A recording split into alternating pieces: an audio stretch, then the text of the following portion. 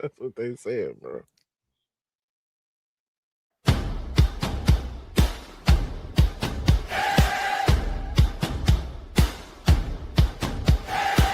Turn it up, here we go. You've been waiting all week.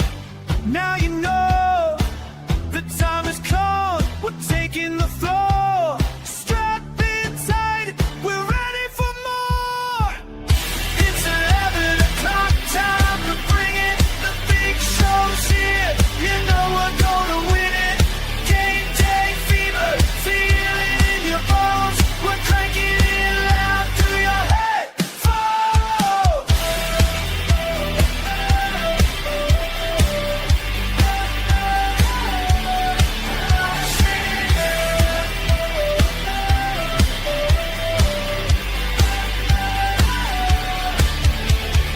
Marcus steps up, breaking it down.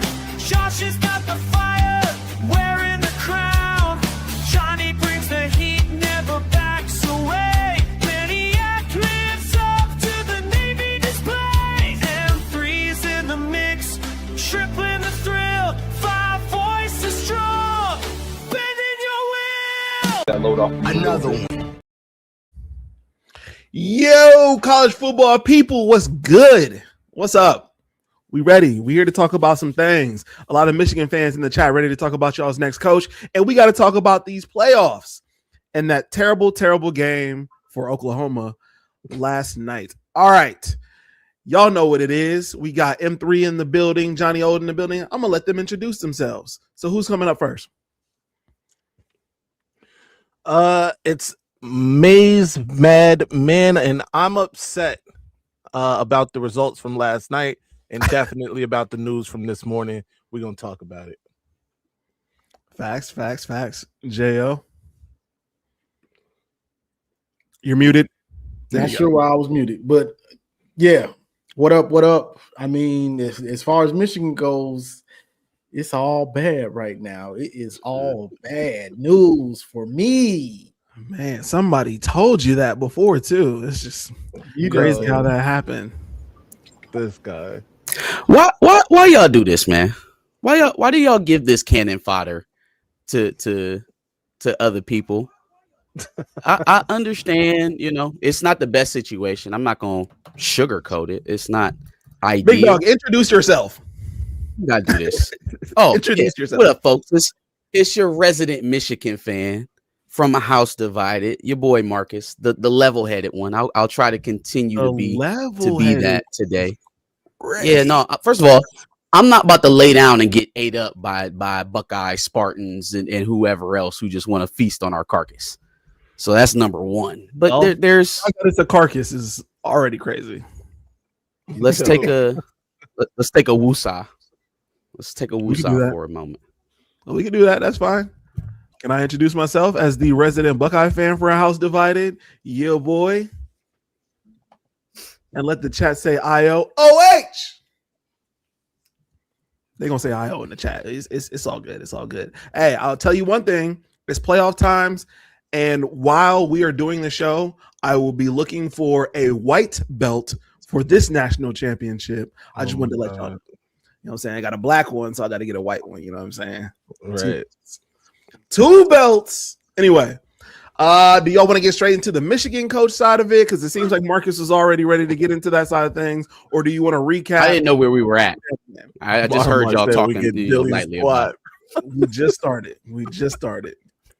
So, I mean, we can talk about the coaches. It seems like chat really wants to get in there. Yeah. It does not seem like you're going to get DeBoer or Dillingham. And so now it seems your team is in a pickle.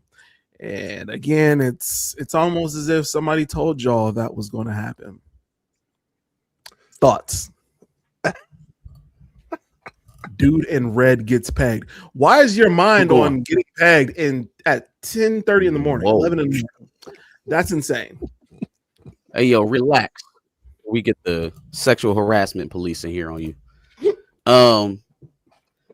So yeah, no, I mean, like I said, it's not ideal. This is it's not the spot you want to be in.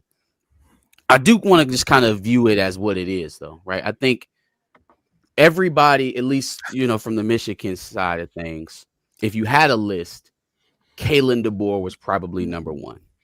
If not number one, number two, but he was one of the options that was out there, right? And so if that's the case, what other choice do you have than to let it play out and offer when you're able to offer? If Michigan had a head coach that was getting eyed by other folks, right? The NFL, would you expect that coach to take an interview in the middle of the run, right? Did everybody like the fact that our coach, while we were in the middle of recruiting cycles, while we're in the middle of trying to get guys in the portal, while we are trying to constitute our program, talking for other positions? Was that something that we all enjoyed here at Michigan? Do you think that was going to be something that would happen in Tuscaloosa if you wanted DeBoer? It had to play out. He had to either not make the playoffs or lose. And because Brent Venables runs a Harlem Globetrotter squad, it ended up being, not going in our favor. So, in terms of where you go next, in my opinion, you circle back on two names. Because for me, drudging all the way down to the list of the Clark Lees of the world, so even some guys we haven't necessarily heard right to this point, you could do a lot more good for what it is you want, which is retaining the roster, trying to keep your place in both of these recruiting classes that are coming up, 26 and 27, because you're currently top 10 in both, and then reassessing when more coaches are available. I would circle back with Brom and Mentor. If none of those are options, right? If they're not going to say, yes, I will take the head coaching job right now. I understand Mentor is in the middle. He's getting ready to enter a playoff run. He's going to want to do that. He can say he's going to take the position, though. If it's a no, we moving on, right? If it gets to a point where you don't feel like you have a bona fide head coach that can compete at the top levels of the Big Ten, then why not constitute your roster and reposition yourself when there are guys available? Is my logic about it. You struck out on your first two options. They were decent options. Okay. Dillingham, if Dillingham takes the modest bump in NIL and roster acquisition funds, right, and takes that as I'm in a better position here at ASU than I would be at Michigan, you let him do that. You let him do that, because that was one of my concerns with Dillingham in the first place. Is the scale of the job going to change how we view his value? It looks good when you're the offensive coordinator of successful teams. It looks good when you're punching above your weight in the Big 12. Okay, there is no more punching above your weight. You're going to be expected to compete with the Oregons, the Indianas, the Ohio States year in and year out. And the prospect of that towards killing Dillingham obviously led him to be more comfortable at home. So then what does that tell you about how he would have handled the pressure here? We just went through a situation where we took it on faith that a young up and coming would be able to handle the pressures of leading this program. So is it a good situation? No, it's not. But if you watch our channel, you know me, I'm not about to get up here and show you my belly. I'm just not about to do it. Right there. It's adversity that shows the mettle of a program, of a team. And so if we can't find our way out of this with the players we already have on the roster, the prospective players coming in, and all the funds in the world to spend, then we don't deserve to get out of it. And if you're ready to go lay down and say the program is over, then I just can't help you with that. I can't help you with that. I want to let it be known that Ripstar in the chat is hilarious. He's been getting jokes off on my expense this entire time, but he said Brian Kelly, bring him to Michigan, bring him home. Sorry, Risto. I thought you showed up to hear the discussion, dog. Maybe you on the wrong channel. Rip is Kelly Rip is from Michigan hilarious. Tech Shout out coach. to Rip. All right, look, here's the thing. If you watch my watch party last night, which some of the people in the chat definitely did, Johnny was there. I then you know how which side I was on. I was firmly on Oklahoma winning the football game, and early on it looked like they were going to do just that, right? 17-0. Somehow Brett Venables forgot how to call defense for the rest of the night. It is what it is, right? That said, I wanted Oklahoma to win because I wanted the Alabama fan base to hate their coach, which for the most part they've been doing since he got there. I'm talking day one. Before a football game was played, Alabama was on DeBoer's head top, right? He's replacing the absolute football coaching GOAT in college anyway. And it's really nothing he could do. I'm sorry. You have something. Stop it, bro. Stop it. You Ryan Day or whoever else has a long way to go. All right, I didn't say anybody specific. I just said that. All right, that's fair. All right, so anything short of going undefeated these first two seasons and winning the national championship in both of them was going to not be enough for Alabama fans. All right, and so he definitely didn't live up to that. But him losing that game would have put Michigan in prime position to go ahead, offer my man. He probably would have been on the jet this morning to Ann Arbor to sign that deal. That said, that didn't happen. And now he's a semi-successful Alabama coach that is going to the second round where I think they got a good chance against Indiana to win. That's just my personal opinion. I've been saying that, though. No matter who won this game, that they would have a good chance against Indiana to win. Now you compound that with what would have been my second choice, but a lot of Michigan fans' first choice, Kenny Dillingham, signing an extension with Arizona State of $7.5 million a year, which I'm pretty sure Michigan could have beaten. By the way, I'm pretty sure they would have beaten. And that tells you all you need to know about Kenny Dillingham, by the way, Michigan fans, that he wants to stay in Arizona State instead of coming to Michigan. He's not here to compete. Thank you. He was here to gain leverage for the rest of his coaching staff, and that's exactly what he did. They got $11 million for the coaching pool for Arizona State, which puts them at or near the top of their conference. So don't get it twisted. Kenny Dillingham never wanted to be the Wolverines coach. He was posturing to get himself and his coaches in a better position at Arizona State. And it's not that he didn't want to be Michigan's coach because Michigan is in a better job than Arizona State. It absolutely is. Everybody knows that. Don't make that face, Josh. All right. I said that. Okay. I agree. I agree with that because I said that last week. Michigan is absolutely a better job than Arizona State. But this guy wants to be at Arizona State. He wants to compete in the Big 12 against the likes of Texas Tech and Arizona, who, by the way, that last week. I said he's an Arizona State guy. Dog walk this guy. Arizona dog. What the hell is that? While I'm on the case of Dillingham here, he got absolutely destroyed by Utah. Sure, it was on the road. Sure, he had a backup quarterback, but he mustered 10 points, and the other team scored 42. He got absolutely dog walked by Arizona, in-state rival. Sure, he had a backup, but they mustered 7 points. And this is the offensive genius that the Michigan fans were telling me about. He's an offensive guru who's a quarterback whisperer, has an elite run game. No, he doesn't.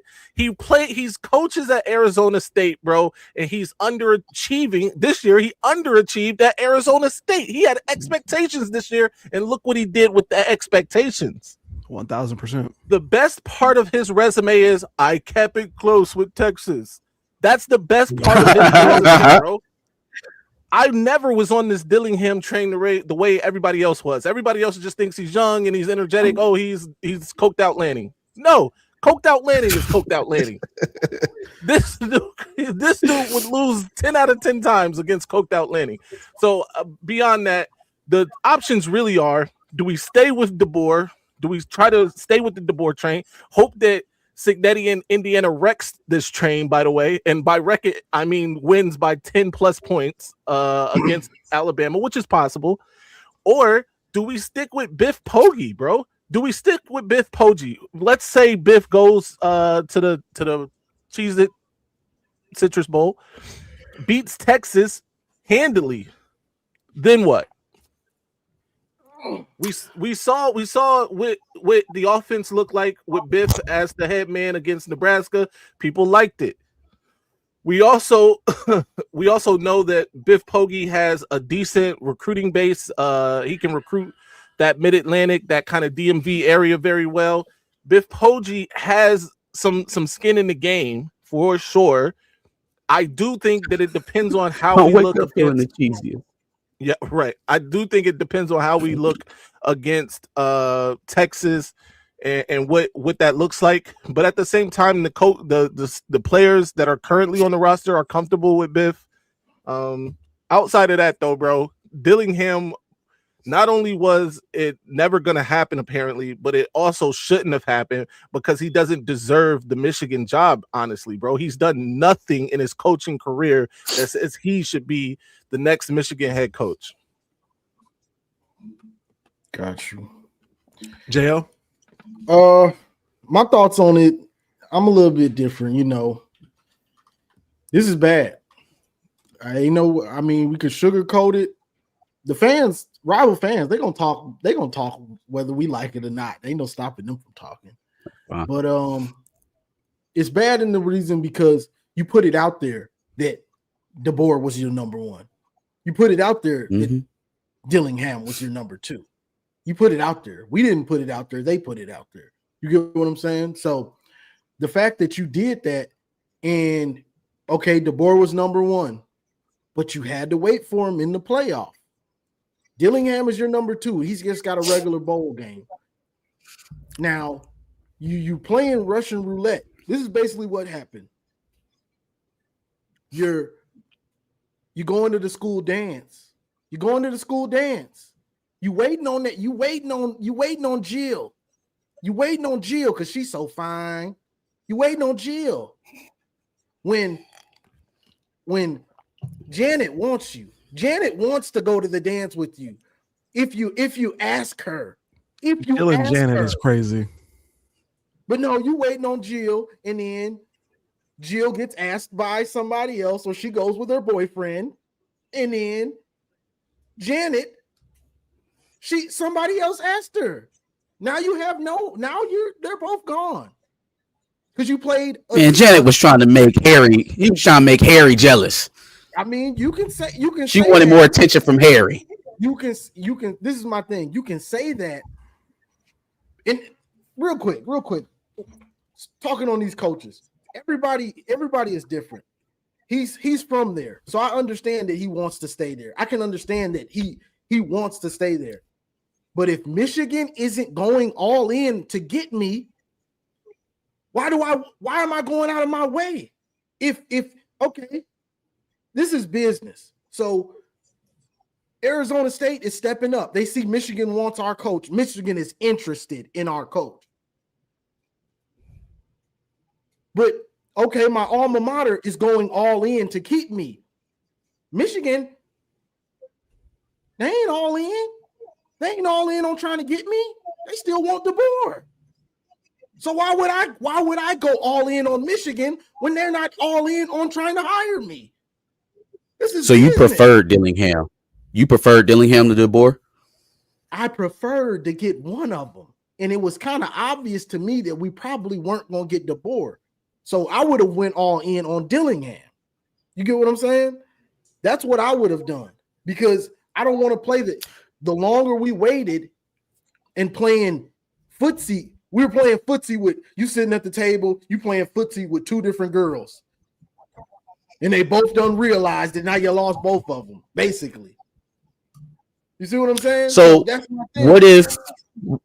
what if Oklahoma actually finishes and they don't shit down their leg like they did last night? Do you think that changes the situation at all? It possibly could have, but they didn't. They didn't. You know They didn't. So we're playing a risky game. We were playing a risky Yeah, game yeah. anyway by For sure. waiting. And shout out to Juju, because me and Juju were talking about this Thursday night on the call-in show on Voice of College Football. And he said it like, bro, Michigan is gonna mess this up. I was like, really? He was like, yeah. And I was like, I said, go with who wants to be there. Go in all the way. And then he came back with, they gonna mess this up. Watch. And so it just makes you you can still find a coach, but you got egg on your face right now because your two options, you messed it up basically. Mm-hmm. Whether you did or you didn't, you could be right, Marcus. I'm not saying you're wrong. Dilly could have been playing I'm just using them to get more money. It's a failure either way, right? Because you didn't get who you said you wanted to get. Exactly. And so from that standpoint, it's a failure. Yeah. Perception becomes reality. So it don't matter what actually happened. The perception is y'all can't get the coach y'all want. You're looking y'all bad. can't get who y'all want. Exactly. Exactly. Yeah. That's what I got. All right, I got a question first. Are y'all getting rid of Ward Manuel? Are y'all getting rid of Ward Manuel? So I think what's end up happening is the dysfunction that everybody keeps speaking about at Michigan. It's not coming from the player. Well, no, it's not coming from the players. We know who the staff members are, who it was coming from. That's already been taken care of. But the majority of the news of what's going on behind the scenes at Michigan is coming from the Regents room. It's coming from the Regents room. There are individuals sitting in those seats that see themselves as shepherds of the program. That's not what you're there to do. You are a regent of the university. Handle academics. Get the tuition down. Get the hell out of the football program. When you have guys at the Regents table texting NFL coaches about how good their current coach is and how good of a hire he would be, when you're doing that type of stuff, when you are erroneously leaking that well the athletic director is fired and he's not, you are sending signals of dysfunction, and it's not even your place to be speaking. It's not even your place. Ward Manuel has to stay in place to make this hire, right? If they fire Ward Manuel right now, you made your job 10 times harder in terms of finding a coach. You just made your job 10 times harder at finding a coach. And so it never even made sense for them to boot him unless they was just going to let the program tank for the next 2 or 3 years. It made absolutely no sense. You have to make a hire. Who's coming to a university without an athletic director? Who's coming to work at a place where they don't know who their next boss is going to be? It's a non-starter. He has to stay in for the transition, and then maybe there'll be talks about how his tenure is going to end after the fact. Right now, it would be disastrous to cut Ward Manuel. So then the next coach, whoever does end up coming in, is coming in with the thought that Ward Manuel is probably not going to be there anyway. Yes, no? Maybe not long term. I mean, he's obviously going to make the hire. I think what ends up happening is he either moves on to another position somewhere. Maybe he gets to choose the successor. Who knows? But I do think there's they have a tumultuous relationship, the Regents and Ward, right? I don't think his time is long, but they can't can him right now. So for the foreseeable future, it's Ward. For the foreseeable future, it's Ward. For the hire, it's Ward. So then my next question, well, not even a question. First of all, I told y'all in the group chat, I agree. I think y'all should wait until next year and then, have your pick of whoever's out there. You'll have probably first pick as to whoever is out there. Now, whether or not that's going to be a coach like I've seen in the chat, Jeff Brom, I've seen Whittingham. I don't think neither one of those guys are doing it either. But you'll have Whittingham is 66 years old. Like, it's not going to be Whittingham. Right. Jeff Brom is at Louisville. He's from Louisville. So I just, Maybe, but I don't see it.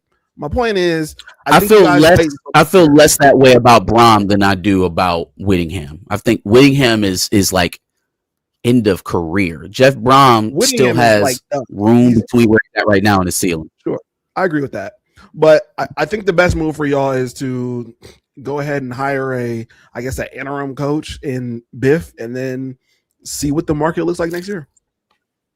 I think that's the best move. Biff keeps your current roster, right? He constitutes your current roster. I think it also does a long way if he keeps most of the staff intact. Well, keyword most, not everybody, but most of the staff intact.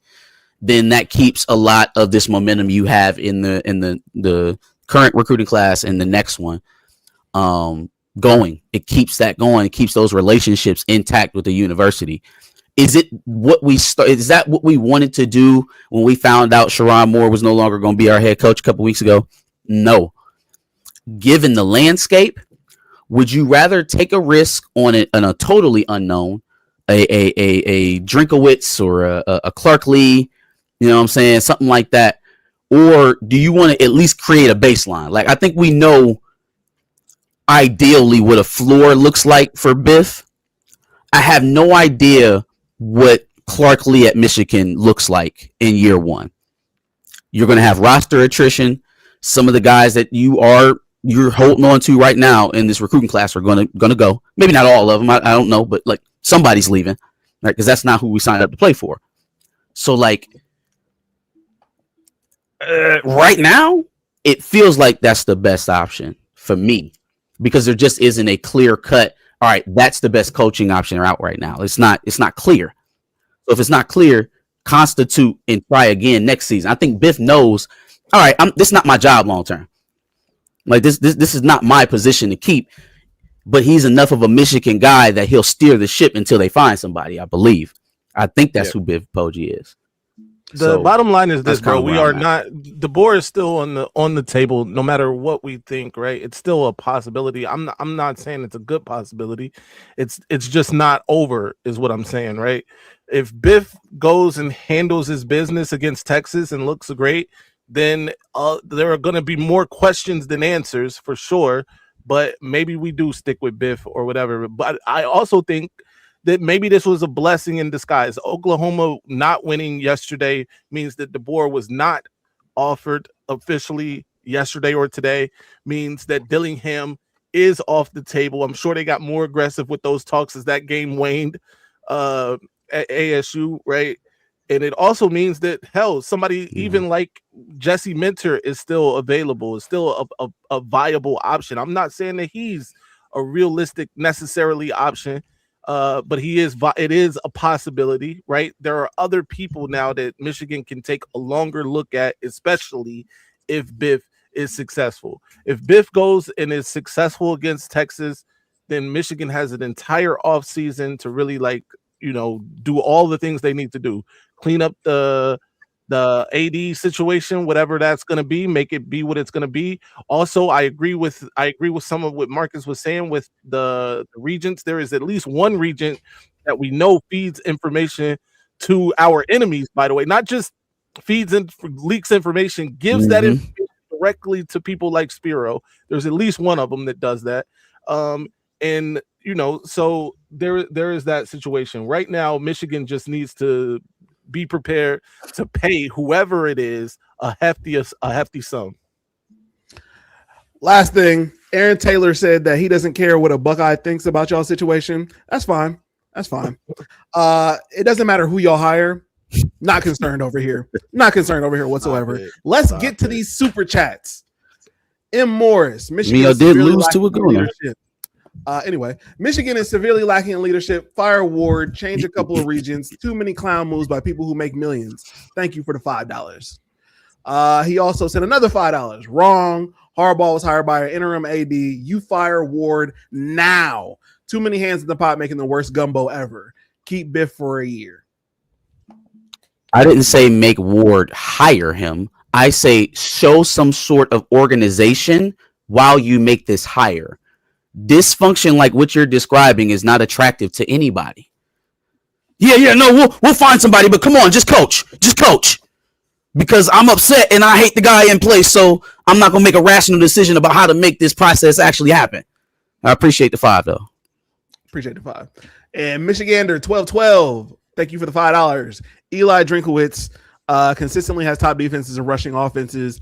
He's now had 2 All-American running backs in Cody Schrader in 2023, and now with Ahmed Hardy, another coach that doesn't put fear in my heart as a Buckeye. But hey, how many times has Eli Drinkowitz won or competed for the SEC title? That's right. What we're talking about. We want, right? We don't want a guy who's just punching above his weight in the mid tiers of the SEC. If that's the case, go offer Clark Lee $9 million a year and let's get going. What are we talking about? Who do you want? What do you want from this next coach? You want a guy who has impressive stats for the relative success that he's had in football, or do you want a successful individual? By the way, somebody putting fear in Buckeyes' hearts means nothing to us. Were you afraid of Sharon Moore when he came to Columbus and handed y'all a fresh hell? I haven't been afraid. You don't have to be. That's what I'm about to scared at all. Get your ass kicked. You don't got to be scared to get your teeth kicked in. It's a lot of brave dead people 4 times. But go ahead. How long? Anyway, Alabama, Oklahoma. Oh my God, Oklahoma fucked up big time. Had the game firmly in grasp, and they lost it by 10 points. Thoughts? Who wants to go first? I'll go. Who wants to go first? I'll go. 17-0. Then all of a sudden, Brent Venables forgot how to play defense. He was doing God's work for the first quarter and the first part of the second quarter because he was hand delivering Michigan their future head coach. But you know what? That was too much to ask of Brent Venables in Oklahoma. They could not gift wrap Kalen DeBoer for us to pick up at the nearest airport and swift away to A2, and somehow they lost that game. That said, I thought that Alabama showed some decent resilience in this game. It would have been easy for them to pack it up after being down 17 donut. Granted, it was early. It was first half. Hell, by halftime, was the score tied at halftime? I think they might have tied it up before half, maybe 10-17, yes. Something like that, 17-17. Yeah, at half. Tied at 17. Yeah. Yep. So before halftime, the score was tied. All the momentum had really shifted to Alabama, and they even had to deal with it could have been more out of hand, honestly. They had key drops. Ryan Williams did what Ryan Williams has been doing all season. He dropped another one.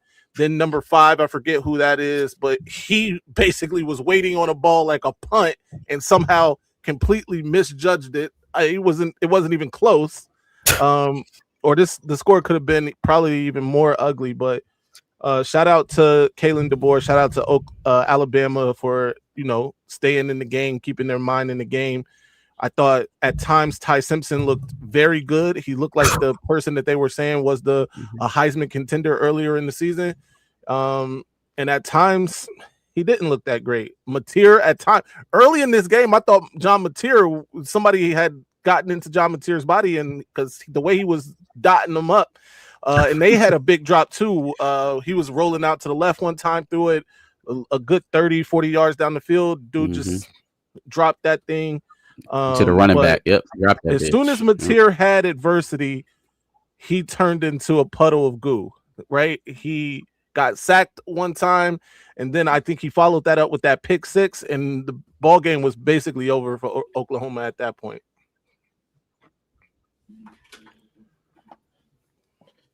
Who's next? Yeah.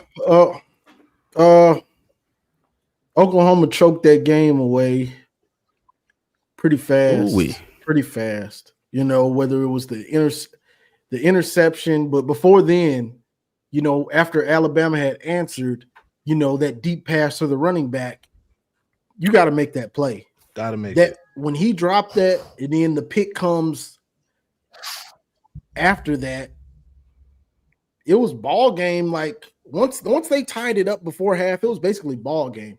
Like big time players make big time plays, and Oklahoma had guys that didn't make the plays when they needed them when the adversity struck. You know, they got up early, and Bama was still trying to find themselves, trying to stay composed, and you didn't make the plays once Bama started to fight back. Oklahoma didn't really have much fight in them.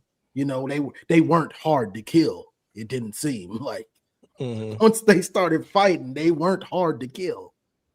But I like that sweatshirt. But so yeah, that leaves Oklahoma in the lurch. But what's his name? Oklahoma coach Venables. Venables had a good year for them. They made the playoffs. DeBoer is going on, and it leaves us in the lurch a little bit as Michigan fans. It's the truth. So we'll see what they do, but you know, that was a loss for Oklahoma, and it felt like a loss for us too. I'm gonna keep it 100. Go ahead, Marcus.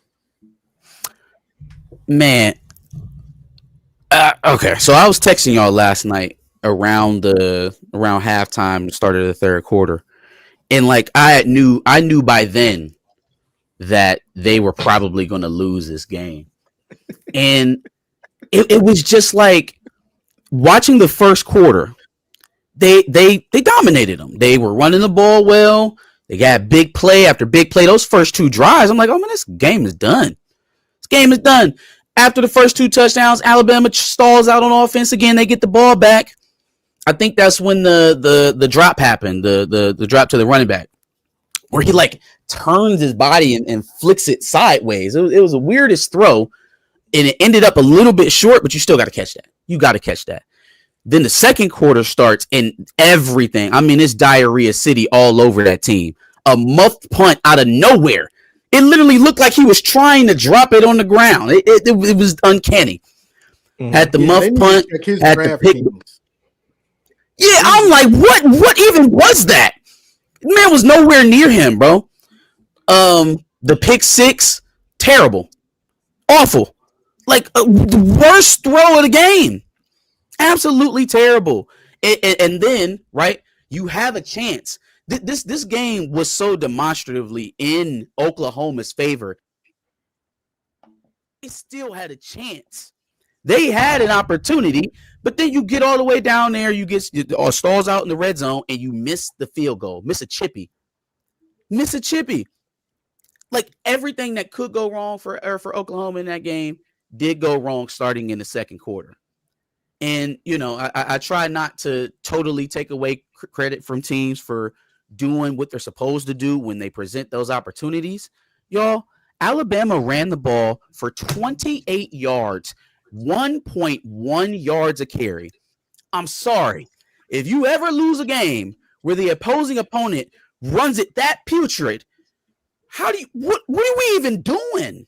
What are you doing? And you were up 17-0, 17 scratch, and they can't run the ball at all. 28 yards for the game, and you lose it by 10? Again, I try not to take credit away from DeBoer in Alabama. They did what they were supposed to do. They made it happen. But god damn, was that a gift? Damn, was that a gift? Facts. Yeah, I guess looking at this game from jump, I was looking for a team that could potentially go and see Indiana and give them a fight. And throughout this game, I didn't see either team giving that fight. Right. Neither one of these teams look like they're going to give Indiana any kind of fight. Whether it's Oklahoma's lack of a run game, John Mateer made up for it at times, but then again, as we all saw, he fucked it up multiple times. Yeah, I don't believe that Bama, you know, even though they beat that team, I don't believe Bama is going to go into Indiana and beat them. I just don't. I don't see it from either team. So congratulations to Indiana, moving on to likely the national championship after this, or whatever the round is before the national championship, because both of these teams looked ass. And if anything, it gives credence to what I've been saying all year about the SEC. Real quick, because one thing I love about this show is the chat. This man said Garrison's up for 5 Validate Me awards, and I hope you win every single one. It's not even funny. Yo, this chat is fucking hilarious, man. All right, that wasn't even worth stopping the show for. No, that was great, bro. 5 Validate Me awards. Why are we going Oregon, James Madison first when the Texas A&M Miami game? That's the game of the week, I guess. Okay, all right, fair enough. We got to get this game out the way. This is right. This is the right order to go in. This is a trash game. Let's go. Oregon's winning this game. I know we don't pick, but do we need to say any more? Who wants to say anything? So, yeah. No. I'll take it in a different direction. I think it's interesting that we are really focused on like Ole Miss Tulane. We're focused on James Madison in Oregon. Like, oh man, these teams shouldn't be in here. Why are they even here? Every single one of these games are going to end the same way, double-digit score differentials, and none of the teams playing in them are going to win the national championship. Right. What are these? These are bowl games, folks. These are the same games that y'all used to watch when it was outside the playoffs. These games are pretty inconsequential. Does anybody think that outside of Ohio State, Georgia, maybe Indiana, that there's a legitimate Texas Tech could make some noise, but they're below Indiana for me. But even just those 4 teams, you think Oregon gonna run the table and win the national championship? Anybody? Absolutely not. Absolutely not. Hey, JS in the chat, please shut up. You sound stupid. But no, Oregon's saying. These games are inconsequential. It was the same way last year, right? We watched Penn State beat the shit out of SMU. Neither one of those teams made a difference in the national championship. Like this is what we're relegated to, arguing over whether James Madison should get into the playoffs when none of these games matter. That's my thought. When JMU knock off the Ducks, you all going to say, I knew they were going to win. What are we talking about in the chat? Chat sounds crazy right now. I will eat my shirt. I'll eat my shirt. This isn't basketball. A lot of people in chat saying stupid shit. When JMU knocks off Oregon? Somebody said that? Yeah.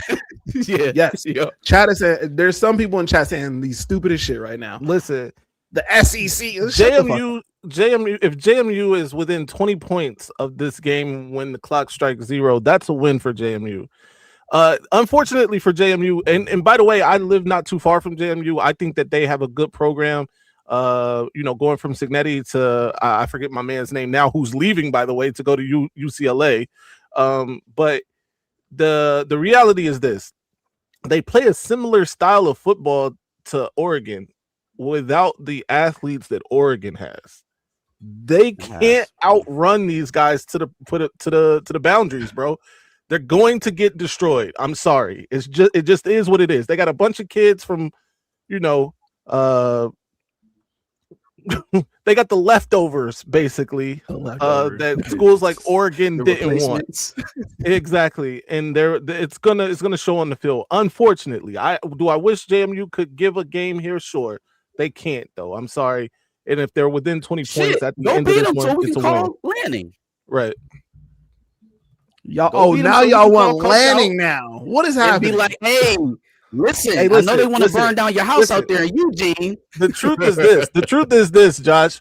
We are desperate. For everybody in the chat that's saying you guys sound desperate, you're absolutely right. We are in a desperate situation. Unfortunately, the last coach left us in a bad situation. We had to fire our coach in December, fam. This guy had to be fired in December. Right before the transfer portal opens, right after the class was signed, right?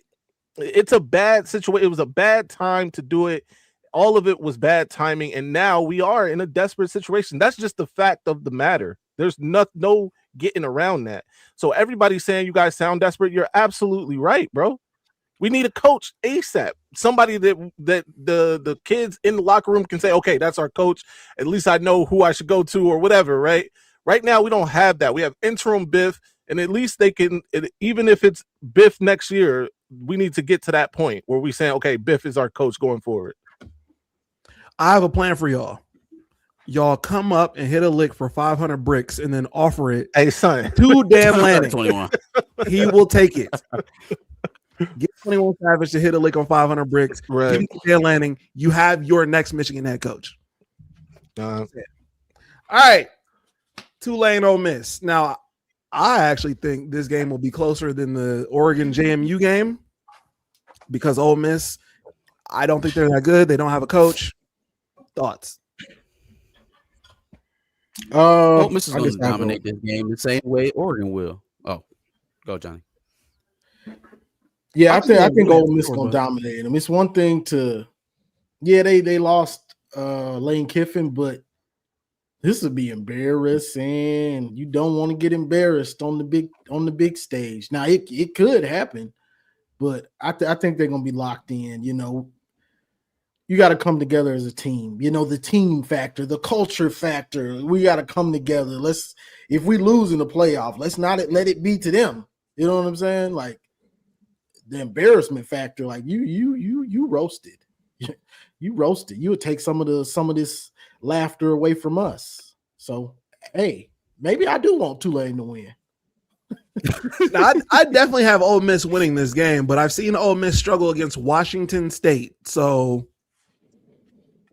it could happen. I'm just saying. That's all I'm saying. I definitely have Ole Miss winning this by a couple scores, though.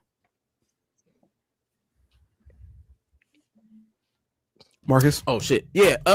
Ole Miss running away with this.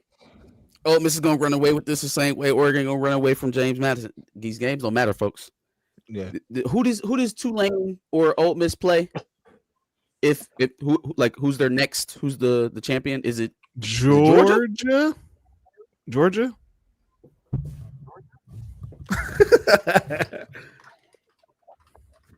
This game doesn't matter, but Ole Miss can go back and say they won a playoff game. So I guess that's something. Yeah, you don't want to lose to this. What's wrong with Tulane? What's wrong? You don't want to lose to this. Anyway, look, I think take Tulane. Take Ole Miss and the points. They're gonna cover. They're gonna win. The end. They already won by 35 during the regular season. Right. I don't care who the coach is. They're gonna win. We'll see. All right. Now, game of the week. Yes. Yes, sir. Game of the week. Give us the banner. I need the banner. Hold on, man. Hurry up, man. You've been ignoring my banners all day. I really have. Miami versus Texas A&M. I've been telling y'all all year long. Texas A&M's defense is terrible.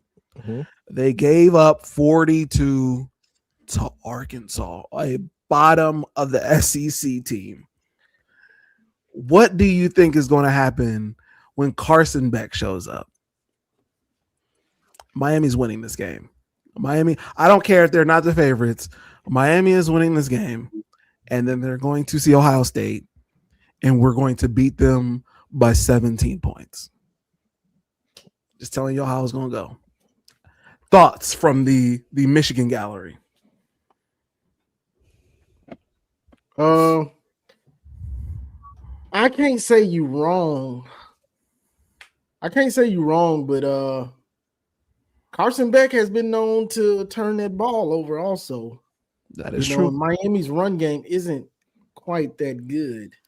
And A&M is explosive. But if Bain and that D line gets to Marcel Reed, he might not make it through this one. So it's a little iffy. The only team that I really want to win this game is the one that I think can give OSU a headache, which it probably is Miami, I think, with that defensive line, because we saw how Indiana's defensive line gave them headaches. So I'm leaning more towards Miami because of that, but I wouldn't be surprised if A&M wins this game because Carson Beck will turn it over, and A&M is explosive. They have an explosive pass game with dynamic receivers. So it's an interesting matchup, but I don't know. I ain't even ready to pick. So let me just throw Marcus up there. So I see where first of all, I'm gonna address it this way. This is uncharted territory for me because Josh been kicking our ass on picks all year, and that just don't happen. It just doesn't happen. Okay, It's an anomaly. I won't allow it. Okay? But, however, I think I figured it out. All season, Josh has been bucking the conventional wisdom, right? Going adverse to the narrative or what people perceive about certain teams. I think this is the one that's going to bite him in the butt, right? The perceived narrative is that, Miami has the bigger defensive line and they're the more prototypical pro team. Their coach is an offensive line guy and they'll just be able to move A&M off the ball and that'll be that. Okay. If Miami was that guy, they would have dominated a weak ACC conference and won it. But we see against Louisville. Who else did they Louisville and why can't I remember? What's they lose to? I remember the Louisville game specifically because I was embarrassed. SMU. And who else? Well, they beat the brakes off SMU. Yeah. My God. Yeah. Okay. So, given that this will be the most explosive offense that Miami has faced all season, and we know that there is an opportunity to stifle them offensively via turnovers from Carson Beck, I think there's a lot more danger for the Hurricanes in this one than what people are giving credit for. I'm sticking with my original prediction that all of these games are going to end in double-digit losses, in double-digit differentials. So this is no different, right? Either Miami holds them down, runs the ball effectively today, keeps it away from Marcel Reed, turns him over a few times, and the rest is history, or Texas A&M runs away with it early and never looks back because Miami's not built to come back from deep deficits. They ain't built like that. So we'll see. Before we get into M3, yes, great points. Absolutely great points. I will add that I don't trust Mario Cristobal. I do not trust Mario Cristobal. So, yes, very possible that Texas A&M can win this game. And if Texas A&M does win this game, I'm even happier because if there's one team I would love to face, it's garbage defense ass Texas A&M, because our defense can take care of that offense. I know Miami has the better defensive line, but like there doesn't feel like a real threat for them offensively against y'all. Like I don't see their clear-cut advantage against y'all offensively. Marcel Reed and their offense at least presents a problem that y'all have to solve. Like you may have the decided advantage when y'all have the ball, but like there's still something to contend with. I don't see that with Miami. That's right. I just don't. I agree with that, and I think they may have it. If they D-line dominates the game, that's the great equalizer. But can they score though? Is Miami going to be able to score any points? Hey, if they hold them to like what Indiana did, okay, yeah, you say Indiana's a better team. Indiana's a better team. I'm just saying, defensively, if they could do that. So. Indiana's a better team defensively than Miami as well. Off the stage. It's a fact. It's a fact. So for me, I am one that believes in Miami's front. I was talking to Johnny, I was talking to people last night even. I think Miami's front can cause problems. I don't like Texas A&M's defense. They got dogs over there. They got, athletes over there, but they give up a lot of points, and I think Miami can take advantage of that. I think Miami wins this game because of that, because they can get pressure on the quarterback and because they can take advantage of Texas A&M porous defense. Now, granted, this game can go the other way, absolutely, but at the same time, at the same time, I just think that Miami is going to handle business here. I think they got a lot to prove. They want to prove a lot, and I think they get this win. By the way, does that mean that Texas A&M? Are you saying Texas A&M are 3.5 point favorites here? I think so, right? Yeah, I think you need the minus sign there for that because this looks like this was Yeah, last favorite minute. Miami. Y'all ain't paid attention to the banners all game. One of my banners. Now y'all want to pick them apart. Let me The banner's great. The banner's great. let me read the super chats. Ripstar, well, this is Mazes, I believe. Appreciate the 199. Why you gonna college give me? football? This was amazing. What's college football is trash. Hydra butter knives and safety scissors. That's oh crazy. my goodness. Appreciate the $2 from Michigander 12. Eli beat the Buckeyes in 2023. That's a fact. They beat He did. Lincoln Keenholz. Well, Congrats. y'all had DB too. Remember DB? He was gonna win. He got injured in the first drive. Sure. It was Lincoln Keenholz. Our offensive line was Swiss cheese back then. Yes. Congratulations, Eli.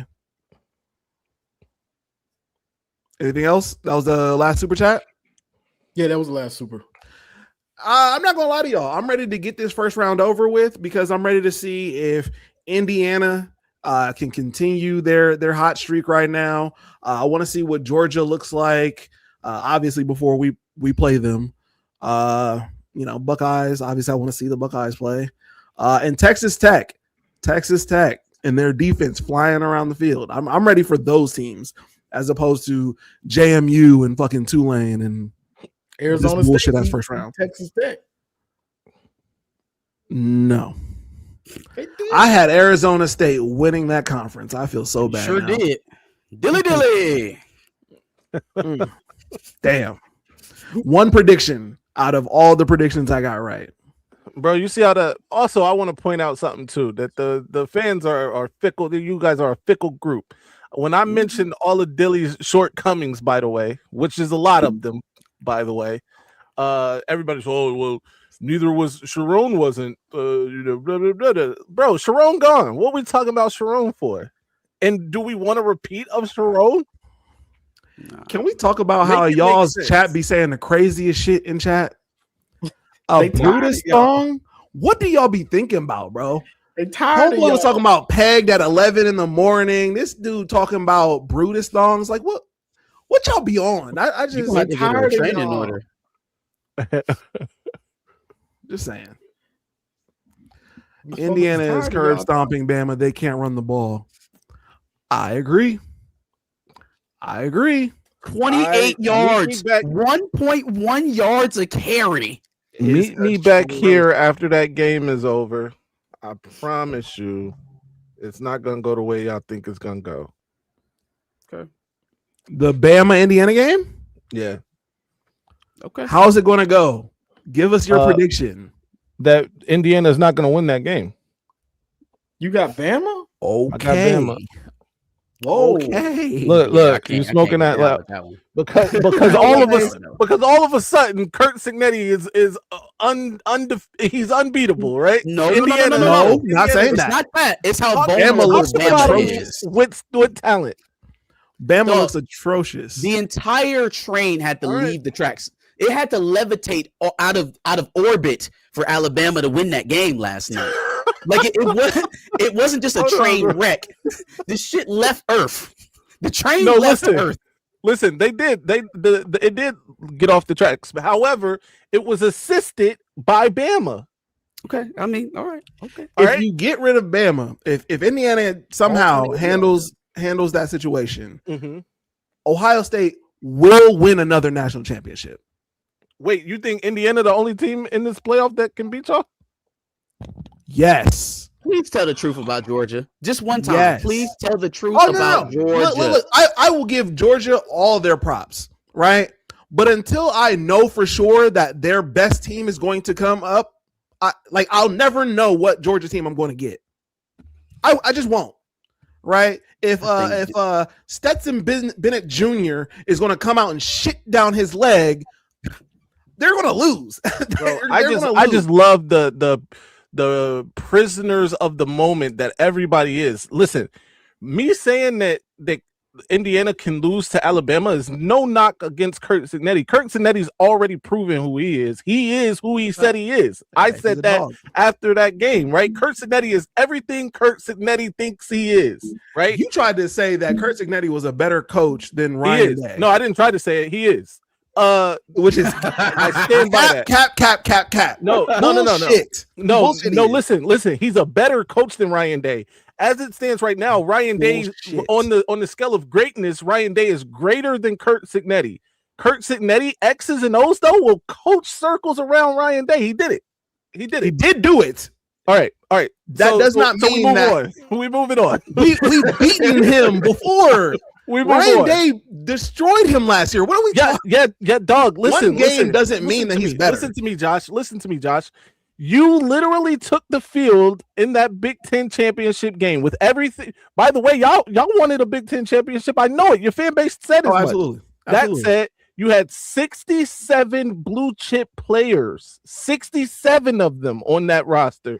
That man went out there with 7 total. 7. Maze.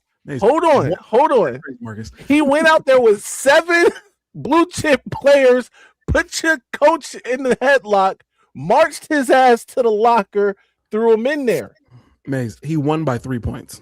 First of all. Second of all, history doesn't care game. About that. 10 years from now, they're not going to say Curt Cignetti beat Ryan Day by only 3 points. No. They're going to say 10 years from now, Indiana won the Big Ten championship by beating Ohio State. That's all that matters. Okay, so then was the Appalachian State coach better than y'all's coach? Is he definitively better than y'all's coach? Is he better, like as a whole? No. Or was he better in that game? He was better. Okay, so we understand he's not greater than Lloyd Carr. Lloyd Carr is great. That guy was better, right, in that one game. But we understand that doesn't make that coach better. Because it's not just one game, bro. He won the Big Ten, as somebody just said. He's been better all season. He's got a better. They had a better margin of victory than you. Has not been better all season. That's bro, not true. He beat better teams than you beat. He doesn't have a national championship. That now we're talking greatness now. You're right. I just said that, by the way, that Ryan Day is greater. Don't even have him beating Bama. He is not definitively a better coach just because he won the one game. This is what I'm saying. It would take me another hour to explain this to people like you. He's not a better coach. He's just not. Listen, he's not. He's better than that man. He's better than DeBoer. He gonna lose though. He might be better than DeBoer. Yeah, he's not. How do you think this is going to go down? Hold on, wait. This is over. How do you think that's going to go down between Bama and Indiana? Like, I don't think Bama doesn't run the ball better. Mm-hmm. They don't pass the ball better. They don't play better defense. They don't have a better pass rush. Why? They don't pass the ball better than Indiana? Yeah. Let's. It's probably close. Man, relax. Yeah. Relax for a second. Indiana. Yeah. You guys are too incredulous for me. Like you're making this seem like this is far fetched. Literally, they have a Heisman winner. Wait a minute. He's the Heisman winner.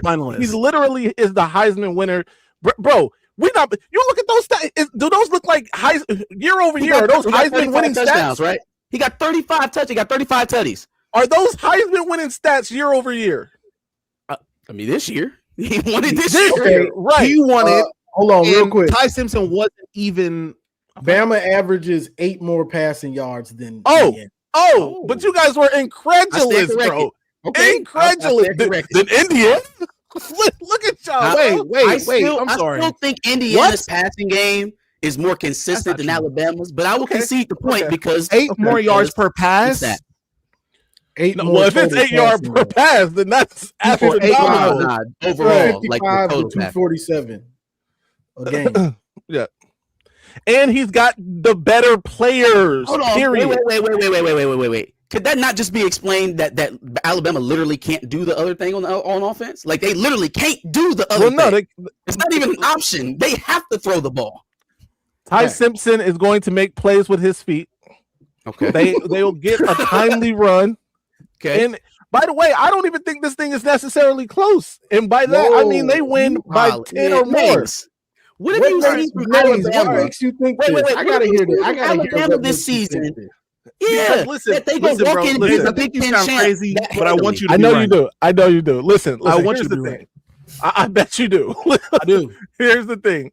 Yes, Indiana has been the best team in college football all season. We saw Oregon do a similar thing, by the way, last season and then get dog walked when it mattered. Did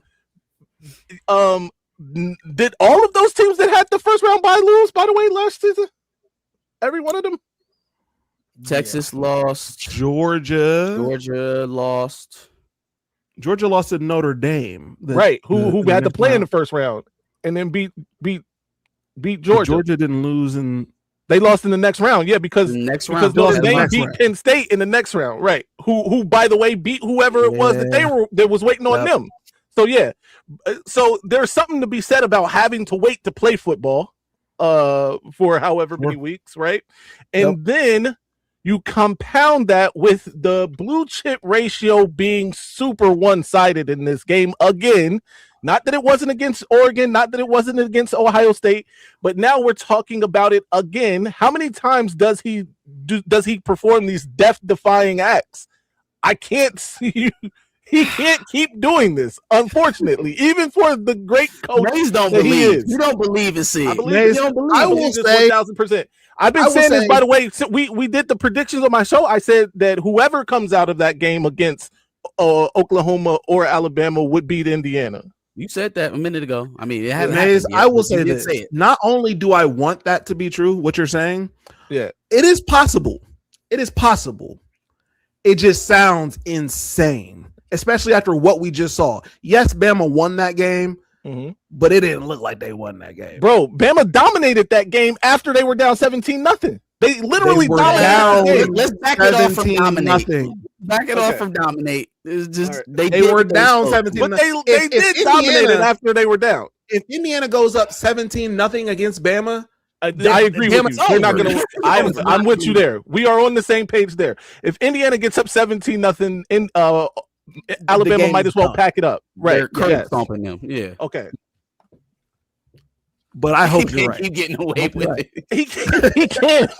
I do. I sound like a fucking Batman villain or something. But, That's he Breaking Bad.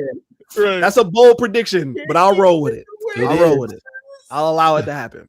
Because if they beat Indiana, I'm telling you, I am shopping for my second belt right away. Right away. That they didn't eliminate Georgia. To roll over Georgia. Yeah, Exactly, bro. Georgia is the most dangerous team in the playoffs left. Look, They're the most dangerous team in the playoffs. No, I want you to know this. If Indiana beats, or if Indiana does beat Bama, we still have to beat Georgia regardless. Like, we have to beat Georgia no matter what, right? But if they go ahead and take out Bama on the other side, it's curtains. It's curtains. We win in this thing. Bro, y'all gonna Miami might get y'all out the way, man. Now you sound crazy. You sound insane now. Hey, Mario Cristobal scrape you. I'm looking at Hey, y'all. if Miami get y'all out the way, man, I don't want you to show up for the next. If match. Mario Cristobal beat us, I might throw this belt away. You got to do it live on the show. I want you to do it like that girl did the WWE Women's Champion, WWF Women's Championship on WCW. You got to do it just like that. I'm probably not doing that. I'm gonna be honest with you. I know you're not. I know you're not. But you know, Make in sure my the head, trash I'm can like, clean. in my head, I'm gonna be like, man, what the fuck is this belt even? Really? Anyway, any other thoughts before we get out of here and watch Miami beat Texas A&M? Yeah. Oh, they first up. Okay. They're first up. Who did the scheduling? I don't know. This is clearly the best game of the day, but I don't. Who's on prime time? James Madison in Oregon. Yeah. Right. Andre Blaze. Yes. We Shout stood out up Jay here Barry. all season and cried about who was going to get in 11 and 12. And at 8 o'clock tonight, you will be watching coked out Lanning go crazy all over James Madison's body. Congratulations. Unbelievable. Yeah. Congrats. I will probably stop watching college football after this game. I'm gonna be honest with you. After this game, I don't give a fuck. After this I game, don't go care. get your haircut, go take your boot. You know what I mean? I'm gonna enjoy the fuck out of my Saturday. Remember when I said that Michigan Texas was gonna have more views than every first round playoff game? Now, granted, I don't know what Alabama and Oklahoma did last night. That one might be hella watched. But yeah, Michigan Texas might be more viewed than these Saturday games. Michigan Texas is a good matchup. That's a good solid game. You know what I mean? It's a bowl game. It's what all these first round matchups actually are. It's just a damn bowl game. Top two programs in the nation. Yeah. It's a game that I want to see and laugh at Michigan for. Yo, chill out, man. Chill out. Go Blue. Arch Manning, 300 yards, 4 touchdowns. Arch Manning might be a Wolverine that shit. He had to get that money back because he didn't hit his benchmarks. He's like, oh, I'm gonna restructure to build the roster. No, you didn't hit the marks, so you had to get that shit back. Who did? Arch? He had to get. They restructured his contract. Yeah. What? Yeah, he did. Did he play like the top paid NIL player in the country? Hey, listen to me, Marcus. Something to get that back. Listen to me, Marcus. They'd have to get it in blood. I don't care what I played like. Hey, they not playing with him. Like he signed a real deal. Like the Mannings wasn't gonna let him sign anything less, so he signed a real deal. If you wasn't here by this time, this is what we paying you. Now they sugarcoated it. They gave him the we'll get other guys. Nah, nigga, you better play better. Crazy. He is going 21 for 28, 312 yards. Chill out. 3 touchdowns. Chill out. No interceptions. No interceptions. Yeah, that's a good one to go out on. Chill out, man. Oh man. On that note, y'all, kickoff is starting, so we are out. Go Bucks. No, go Blue. Oh, Hell no. Blue.